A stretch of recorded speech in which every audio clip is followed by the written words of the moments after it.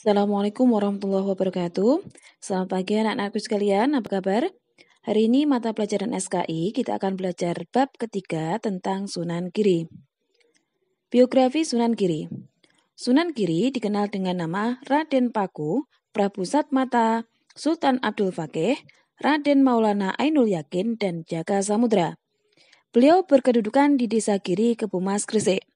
Sunan Giri lahir di Blambangan atau Banyuwangi tahun 1442 Masehi. Sunan Giri masih keturunan Rasulullah dari jalur Husain bin Ali. Sunan Giri adalah putra Syekh Maulana Ishaq dan Dewi Sekardadu, putri Raja Blambangan. Kelahiran Sunan Giri dianggap membawa kutukan berupa wabah penyakit di Blambangan, sehingga Sunan Giri yang masih bayi dihanyutkan ke laut atas perintah Raja Blambangan kakeknya. Peti tersebut ditemukan oleh Nyi Ageng Pinatih, saudagar perempuan dari Gresik. Bayi itu dijadikan anak angkat dan diberi nama Jaka Samudra. Saat usia 7 tahun, Jaka Samudra diantar untuk berguru kepada Sunan Ampel di pesantren Ampel Dinta. Jaka Samudra diberi nama Raden Paku. Beliau belajar di sana selama 7 tahun, kemudian mendapat gelar Maulana Ainul Yakin.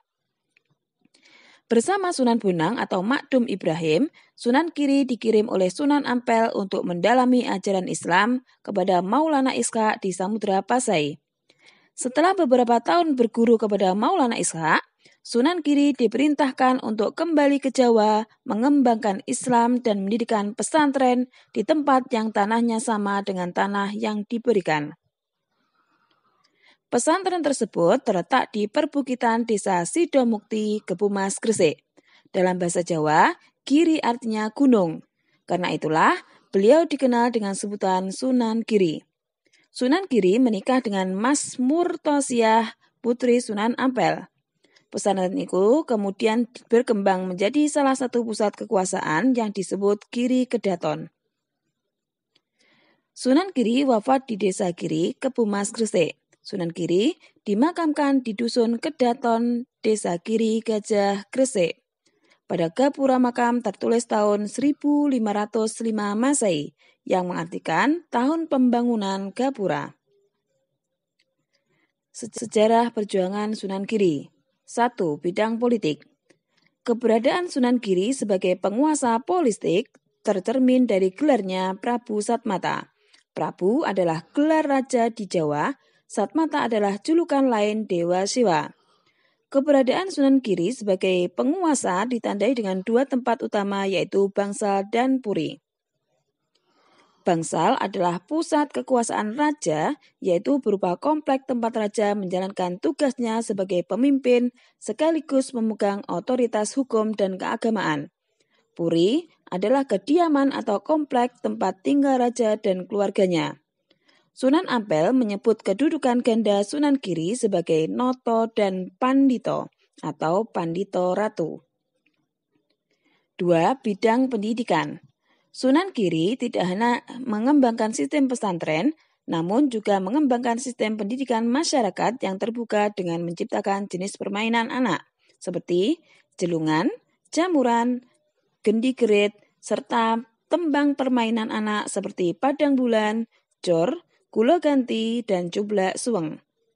Sunan Giri juga menciptakan tembang Asmorondono dan Pucung.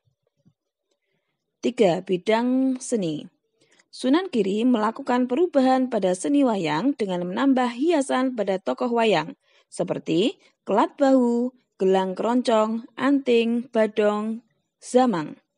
Sunan Giri mengembangkan isi cerita wayang diselaraskan dengan ajaran tauhid, seperti wayang krucil, dengan pedoman cerita Menak yang mengisahkan kepahlawanan Hamzah paman Nabi. Sifat positif Sunan Giri. 1. Pemimpin yang mengayomi rakyat. Pedoman hidup Sunan Giri. Berilah makan pada mereka yang lapar. Berilah pakaian pada mereka yang tidak menutup aurat. Berilah payung pada mereka yang kehujanan.